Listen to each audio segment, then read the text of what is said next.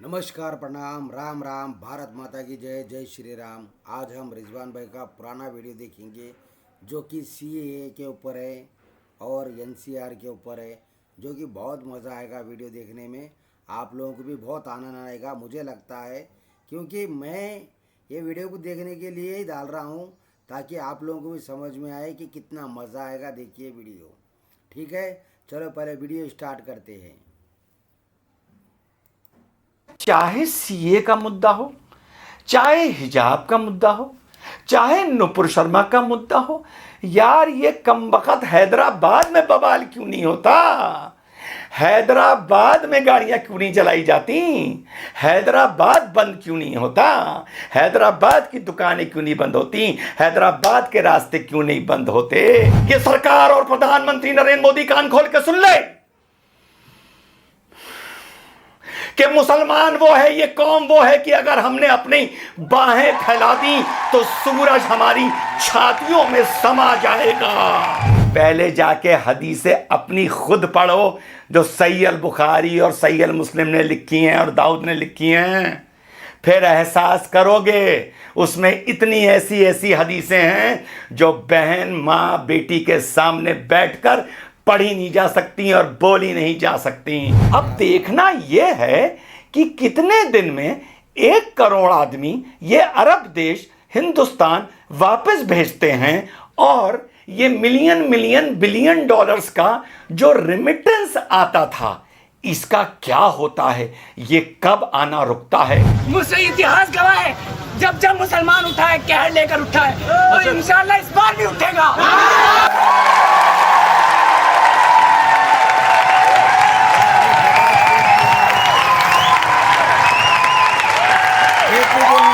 मुझसे इतिहास गवाह है, जब जब मुसलमान उठा है कहर लेकर उठा है और इंशाअल्लाह इस बार भी उठेगा।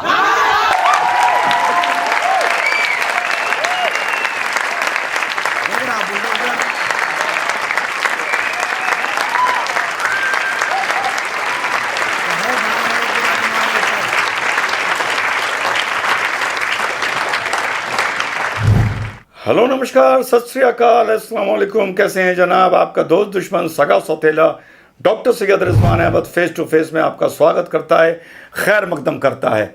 तो कहर तो देख ही लिया होगा ना? देखा उसकी फोटो के नीचे क्या चल रहा था वीडियो के? 40 किलो का होगा मुश्किल से, कुर्ता पाजामा मिला के। अगर वो उठा दो तो शायद 32 किलो वजन रह जाएगा उसका।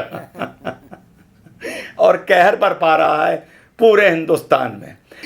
पहले इस घटनाक्रम में जरा इन लोगों की जुबान देखिए।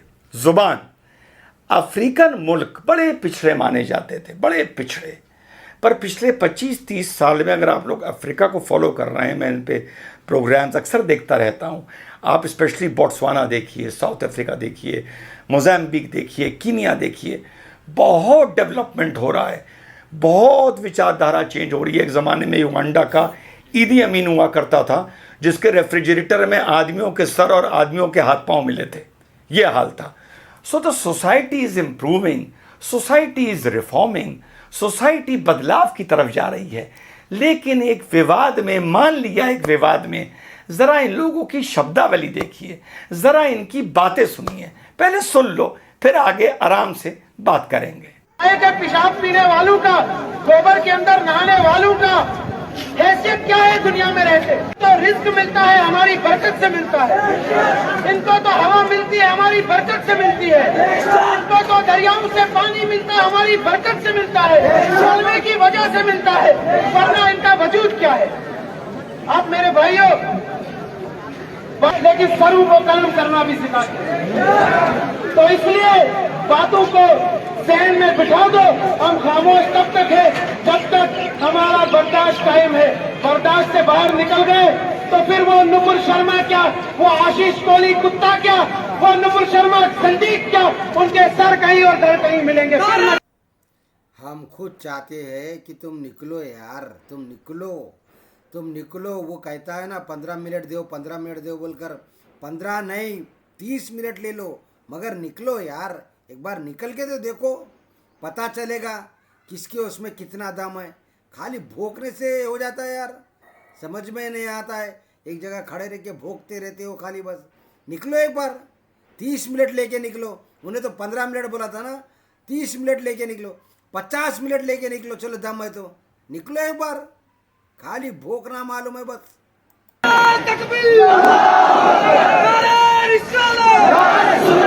तवज्जो के साथ इस बात को सुन ले कि अगर मेरे आका की शान में गुस्ताखी उसने की है, जो कि की है, और अगर कोई और भी करेगा तो इस बात को कान खोल कर सुन ले, उस पर एक्शन ले ले। अगर एक्शन नहीं लेंगे तो मुसलमान रिएक्शन देगा। और मुसलमान जब रिएक्शन देता है तो तवज्जो से सुने, तारीख उठाकर देख ले, जब जब जिस कौम के खिलाफ मुसलमानों ने रिएक्शन दिया है उनके लिए जमीन रब्बे जुल जलाल ने तंग फरमा दी। वो दौड़े दौड़े फिरते रहे, उन्हें जमीन का एक टुकड़ा तक नसीब नहीं हुआ। सुन लिया, सुन लिया। अब बात करते हैं कानपुर के इस मौलाना की। ये कह रहा है कि कौम जिसके खिलाफ खड़ी होती है ये ज़मीन उसके लिए कम पड़ जाती है। ये इस तरह नहीं बोलते, ये जैसे बोलते हैं मैं बाद में बताऊंगा, अभी सिर्फ आपको कंटेंट दे रहा हूँ। ज़मीन कम पड़ जाती है। अरे भाई कौन सी ज़मीन कम पड़ गई भाई? 7 मुल्क मिल के एक चावल बराबर इजराइल का क्या उखाड़ लिए भाई, क्या उखाड़ लिए? क्या हैं? बात बोले हो, कौन सही सी ज़मीन जानकारी है। कम पड़ गई? तुम्हारी दुश्मनी तो यहूदियों से है, तुम्हारी दुश्मनी तो ईसाइयों से है, तुम्हारी दुश्मनी तो बौद्धों से है, तुम्हारी दुश्मनी तो कन्फ्यूशन से है, तुम्हारी दुश्मनी हिंदुओं से है। अम्मा भाई किसके लिए ज़मीन पर कम पड़ गई? मतलब यूं ही बोलते रहते हो और जाहिल तुम्हारे सामने खड़े हुए वाह करते रहते हैं और बेशक बेशक करते रहते हैं, सुभान अल्लाह माशाल्लाह करते रहते हैं। अबे कौन सी ज़मीन तुम लोगों ने किसके लिए कम पड़ा दी? जरा इतिहास तो उठा के पढ़ लिया करो। तुमने कुछ कभी इतिहास पढ़ते नहीं, करते हैं खाली इंशाल्लाह इंशाल्लाह बेशक बेशक करते रहते हो। थोड़ा पढ़ लिया लिख लिया कर लिए तो क्या है, मालूम ऐसा नहीं करते थे ये लोग। भाई मेरे रिजवान भाई, ये लोग थोड़ा पढ़े लिखे हुए नहीं है, इसीलिए क्या है मालूम, इनके अंदर तो क्या है जो पूरी जहलियत भरी हुई है। आप कहते हो ना इनके कने ज्ञान की कमी है बोलकर, बिल्कुल ये बात सही है। ये लोग क्या है मालूम है, इजराइल का बाल बाका बक नहीं कर सके अभी तक, खाली भोंकते रहते हैं बस, सिर्फ ओनली। पढ़ाई नहीं है, तुम्हें सिर्फ बकवास करनी आती है, तुम्हारे जुबान से सिर्फ गंद निकलती है। मैं तो कहता हूं कि जैसे डायपर बच्चों के लिए बनते हैं, आदमी के मुंह के लिए भी डायपर बनने चाहिए, जो इन मौलवी मौलानाओं के मुंह पर कस के बांध देने चाहिए। और मौलवी मौलाना क्यों बोलें? जरा इस एमपी को भी सुन लीजिए, member of parliament, the law maker, the barrister. पहले इसको सुन लीजिए। कोई कहेगा अगर तुम्हारे कोई गाल पर थप्पड़ मारे तो दूसरा गाल पेश कर दो। मैं कहूंगा नहीं, तुमने अगर थप्पड़ मारा तो गफलत से मारा, दूसरा मारने के लिए हाथ उठाओगे तो पंजा पकड़ लूंगा दबा के, याद रखो। तुम मुझको गालियां इसलिए देते हो ताकि तुम नहीं चाहते कि मुसलमान पढ़ लिख कर उसके मुंह में जबान आ जाए और वो अपने इंसाफ के लिए खड़ा हो जाए। ये आज तक कितनों को पढ़ाया है और कितनों को बोला है कि जो लोग पढ़ लिख कर जो इसके नाम से आज तक बोलने के लिए कोई नज़दीक आया है कि भाई मैं तेरे वजह से पढ़कर आज मैं इतना बड़ा आदमी बना हूँ बोलकर, आज तक एक इंसान भी ऐसा नहीं दिखा जो इंसान कहे आकर कि मेरे को ओवैसी ने पढ़ाया है और मैं गरीब था, मेरे घर में खाने को तक रोटी नहीं थी, मुझे ओवैसी ने पढ़ाया है, आज मैं पढ़ लिख कर इतना बड़ा आदमी बना हूँ बोलकर। एक भी इंसान आया है पिछले 40 साल में? तुम मेरे जिस्म पर गोलियां इसलिए चलाई तुमने ताकि तुम नहीं चाहते कि मैं जिंदा रहूं और गरीब और मजलूमों की दास्तान को, इंसाफ को बयान करूं। मगर सुन लो गोली मारने वालों, सुन लो मेरे दुश्मनों, मैं मरने के लिए तैयार हूं। क्या तुम मरने के लिए तैयार हो? सुन लिया? भाषा देखिए कि मुझे मारने वालों सुन लो, मुझ पर गोली चलाने वालों। वो याद है ना जो पिट पिट पिट पिट करके टायर की तरफ 2 गोलियां चली थी, ये उन्हीं की बात कर रहा है। अरे तू मेंबर ऑफ पार्लियामेंट है, अगर तुझे पता है तुझ पर गोलियां किसने चलवाई थी तो प्राइम मिनिस्टर ऑफिस में लेटर लिख, प्रेसिडेंट ऑफ इंडिया को लेटर लिख, चीफ जस्टिस ऑफ इंडिया को लेटर लिख, होम मिनिस्टर ऑफ इंडिया को लेटर लिख यार। तू क्या खड़े होके बकवास कर रहा है और क्या कह रहा है? मुझे क्यों मारने की कोशिश की जा रही है? ताकि उभरते हुए मुसलमान की आवाज चुप हो जाए, ताकि मुसलमान तरक्की ना कर पाए, ताकि मुसलमान अव्वल ना हो पाए, पूरे देश का मुसलमान। और अपने ही मुंह से हैदराबाद और तेलंगाना के मुसलमान के लिए क्या कह रहा है जरा सुन लो। जहां इसके दादा ने राजनीति करी, इसके अब्बा ने राजनीति करी, इसने राजनीति करी, इसके छोटे भाई ने राजनीति करी, वहां के लिए अपने मुंह से क्या कह रहा है जरा सुन लो। तेलंगाना के मुसलमानों में गरीबी बढ़ रही है। तेलंगाना के मुसलमानों में जो हुकूमत के एम्प्लॉयमेंट का रेट है वो सिर्फ 4%, और तेलंगाना के देही इलाकों में रहने वाले मुसलमानों के पास ज़मीनात बहुत कम हैं। तेलंगाना में मुसलमानों के पास जो ज़ाती घर हैं वो सिर्फ 57% है। और इसीलिए इन तमाम चीज़ों को अगर आप देखेंगे, सुन लिया, हैदराबाद और तेलंगाना में तो मुसलमानों के लिए कुछ कर नहीं पा रहा। बिल्कुल, आज तक ये ना तो तेलंगाना के मुस्लिम के लिए कुछ किया है, ना ही उनको घर दिया है, ना ही क्या है मालूम है उनका देखभाल करता है, और कहता है कि क्या है मालूम है, मैं मजलूम की आवाज़ बनता हूँ, मैं मजलूम के लिए काम करना चाहता हूँ। ये कहने का इसका तरीका है। ये क्या है, पब्लिक को एक तरफ घुमाना, दूसरी तरफ क्या है मालूम है अपनी पॉलिटिक्स का उल्लू सीधा करना, यही काम है इसका, और कुछ भी नहीं है भाई। रिजवान भाई बिल्कुल सही पकड़ रहे हो इसको तुम। और ये हिंदुस्तान के मुसलमानों का ठेका लेगा, ये 2 कौड़ी का जलील आदमी। और एक बात जानते हो, मैं तो बार बार समझाता हूं यार, चाहे सीए का मुद्दा हो, चाहे हिजाब का मुद्दा हो, चाहे नुपुर शर्मा का मुद्दा हो, यार ये कमबख्त हैदराबाद में बवाल क्यों नहीं होता? हैदराबाद में गाड़ियां क्यों नहीं चलाई जाती? हैदराबाद बंद क्यों नहीं होता? हैदराबाद की दुकानें क्यों नहीं बंद होती? हैदराबाद के रास्ते क्यों नहीं बंद होते? वहां तो भाई मुसलमान आबादी बहुत है, वहां का तू सांसद है, तेरा भाई वहां का विधायक है, वहां कुछ नहीं होता। अरे ये बात सोचने वाली बात है, बिल्कुल बात सोचने वाली है। पता है आपको, ये पूरे शहर, पूरा टोटल हिंदुस्तान को जलाना चाहता है, मगर अपने हैदराबाद में कुछ भी नहीं कराना चाहता है। ये बात को याद रखना चाहिए अपनको। मूर्खो झाइलों, मुंह से गाली निकलती है पर दूंगा नहीं, इतनी भी तुम में अकल नहीं है कि इसके हैदराबाद में कभी कुछ नहीं होता, क्योंकि हैदराबाद के मुख्यमंत्री से यह गले मिलता रहता है। अरे हैदराबाद में तो अभी 2 मस्जिदें तोड़ दी गई थी, वहाँ कुछ नहीं हुआ, लेकिन तुम लोग की अकल पर पत्थर पड़े हैं और भैंसे की चर्बी पड़ी है।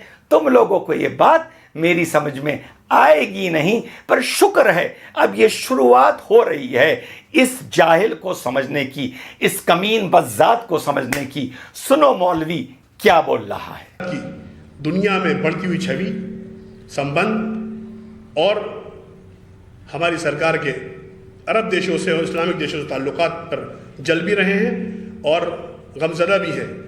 अपने एजेंडे के तहत भारत के अंदर जगह जगह दंगे करवाए।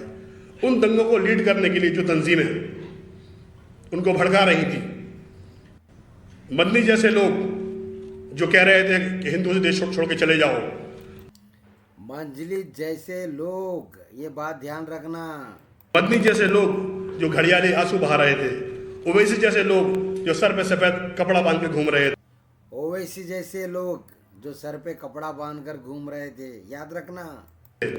वो कानपुर के इमाम जो कह रहे थे कफन बांध के हम निकलेंगे और कफन बांध के हम जो है देश की ईंट से ईंट बजा देंगे, हम गर्दनें काट देंगे और रसूल के गुस्ताखी एक ही सज़ा, सर तन से जुदा, सर तन से जुदा, वो सारे के सारे गायब हो गए और 20-20 साल के बच्चों को सड़कों पर छोड़ दिया इन्होंने, सरकार से लड़ने के लिए, पुलिस से लड़ने के लिए और सिस्टम से लड़ने के लिए। सुना, इसी तरह अब ये बदलाव आएगा। और मुसलमानों, तुम्हें जो खुश करने का तरीका है, ये एक बार मैंने पहले भी दिखाया था, आज फिर दिखाता हूं। जरा कैरेक्टर में आ जाऊं। आ गया कैरेक्टर में। पता है मुसलमानों, तुम किस तरह के नेताओं से खुश होते हो और ताली बजाते हो और माशाअल्लाह, इंशाअल्लाह, सुभान अल्लाह बोलते हो। अभी सुनाता हूं। अब समझ लो रिजवान अहमद एक मुस्लिम नेता है। अब मुझे कैसी तकरीर करनी है जो तुम लोग मुझे अपना नेता मान लो। अब मुझे कैसी तकरीर करनी है जो तुम लोग मेरे भाषण पर तालियां बजाओ। सुनो, ये सरकार और प्रधानमंत्री नरेंद्र मोदी कान खोल के सुन ले कि मुसलमान वो है, ये कौम वो है कि अगर हमने अपनी बाहें फैला दी तो सूरज हमारी छातियों में समा जाएगा। और बस तुम लोग इसी पे खुश हो जाते हो, जाहिलों, मूर्खों, इसी पे ताली बजाने लगते हो कि क्या नेता मिला है यार, मतलब सूरज छाती में समा जाएगा। वाह वाह, यही है जो कौम को आगे लेके जाएगा। ये तुम लोगों की बदकिस्मती है कि तुम्हें नेता इसी तरह की तकरीरें कर कर, कैसी, सुनो, दूसरा मारने के लिए हाथ उठाओगे तो पंजा पकड़ लूंगा, दबा के याद रखो। सुना, पंजा पकड़ लूंगा, मैं मरने को तैयार हूं। मगर सुन लो गोली मारने वालों, सुन लो मेरे दुश्मनों, मैं मरने के लिए तैयार हूं। क्या तुम मरने के लिए तैयार हो? तुम मरने को तैयार हो? अरे मरने मारने से यहां सरकारें नहीं बनती हैं। मरने मारने का शौक है तो पाकिस्तान मरने मारने की बात करने का ये पॉलिटिक्स में यहाँ पे कहाँ से आ गई है। डेवलपमेंट करने की बात आती है, गोली चल गई होती तो कहीं भाई प्राइम मिनिस्टर को रिपोर्ट लिखते, या नहीं तो क्या है मालूम है हमारे जो सरकार के बड़े बड़े अधिकारियों को रिपोर्ट लिखते। ये यहाँ भाषण में ये पुकारा करने की क्या ज़रूरत है, मैं मरने को तैयार हो, तुम मरने को तैयार हो, तो फिर मरने के लिए निकल जाओ, किसने रोका है तुमको। पाकिस्तान चला जा, अफगानिस्तान चला जा, काबुल चला जा, मिस्र चला जा, इजिप्ट भी चला जा, सीरिया चला जा, इराक चला जा, इथोपिया चला जा, सूडान चला जा, कहीं चला जा, ये मेंबर ऑफ पार्लियामेंट की भाषा होती है। क्या बात बोले भाई, इतने शहरों के नाम लिए भाई ने। जहाँ जाना चाहते हो जाओ भाई, किसी ने नहीं रोका तुम्हारे को। जिधर जाना है बिंदास जा सकते हो। सूडान जाओ, या नहीं तो अमेरिका जाओ, या नहीं तो अफ्रीका जाओ, या नहीं तो क्या है मालूम है हमारा जो पाकिस्तान चले जाओ। अगर मरने का उतना ही शौक है तो किधर भी जाके मरो ना भाई। हिंदुस्तान का नाम खराब करने का है। पार्लियामेंट में जब रहने वाला इंसान है इस तरह की भाषा का प्रयोग करता है तो उसको थोड़ा तो अक्ल रहनी चाहिए ना कि पार्लियामेंट में बैठता हूँ मैं बोलकर वो करेक्टर से बाहर आ जाओ। तो इस तरह की भाषा तुम लोगों को पसंद आती है। हाथ पकड़ लूँ, पंजा मोड़ दूँ, गला मोड़ दूंगा, मरने को तैयार हूँ, मारने को तैयार हूँ। तुम लोगों को अकल की बात समझ में आती नहीं। यही तुम्हारे नेता, तुम्हारे मौलवी जानते हैं। इसी तरह की तुमसे बात करते हैं कि मुसलमान के सीने में सूरज समा जाएगा, छाती में सूरज समा जाएगा, और तुम जाहिलों की तरह सीटियाँ मारते हो और तालियाँ बजाते हो। और चलते चलते एक बात कहूँगा, जो अरबियों की गोद में जाके इस बार तुम लोग बैठे हो, पहले जाके हदीसें अपनी खुद पढ़ो जो सही अल बुखारी और सही अल मुस्लिम ने लिखी हैं और दाऊद ने लिखी हैं। फिर एहसास करोगे उसमें इतनी ऐसी ऐसी हदीसें हैं जो बहन माँ बेटी के सामने बैठकर पढ़ी नहीं जा सकती और बोली नहीं जा सकती। तो इन अरबियों को पहले ये हिदायत दो, ये चिट्ठियाँ लिखो, ये मेल डालो, ये गुजारिश करो कि उन हदीसों को पहले सेंश्योर करें, उन हदीसों को पहले रोकें जो किसी के पर्दे के बाद, इंतकाल के बाद उसका नाम ले लेके उसकी निजी ज़िंदगी के बारे में लिखी गई हैं और लिखवाई गई हैं। और जब वो किसी के हाथ आ जाती हैं, जब कोई दूसरा बोल पड़ता है तो तुम्हारे तन बदन में मिर्चें लग जाती हैं। तो अरबियों को लेके एक ही हिदायत तुम्हें दे सकता हूं कि पहले उन अरबियों से ये पूछो कि ये प्राइवेट ज़िंदगी की हदीसें, रात को क्या हुआ ये हदीसें, कैसे क्या हुआ ये हदीस। तो मुसलमानों होश में अभी भी आ जाओ। जिस अरब की गोद में जाके बैठे थे ना, कूद रहे थे, खुश हो रहे थे कि $43 बिलियन का रिमिटेंस है, 1 करोड़ हिंदुस्तानी वहां काम करता है। अगर अरब नाराज हो गए तो देश का क्या होगा? भारत के हाथ में कटोरा आ जाएगा। अच्छा। अब तो हजूर की शान में भी गुस्ताखी हो गई, उसके बाद मुसलमानों की कुटाई भी हो गई, उसके बाद मुसलमानों के घर भी तोड़ दिए गए। अब देखना यह है कि कितने दिन में 1 करोड़ आदमी ये अरब देश हिंदुस्तान वापस भेजते हैं, और ये मिलियन बिलियन डॉलर्स का जो रिमिटेंस आता था इसका क्या होता है, ये कब आना रुकता है। अरे तुम्हें तो अरबियों ने इस बार बेवकूफ बना दिया, चने के झाड़ पर चढ़ा दिया और पिछवाड़ा और मकान तोड़वा दिया। जय हिंद, वंदे मातरम, खुदा हाफिज। तोड़ाते रहो मकान। जय हिंद।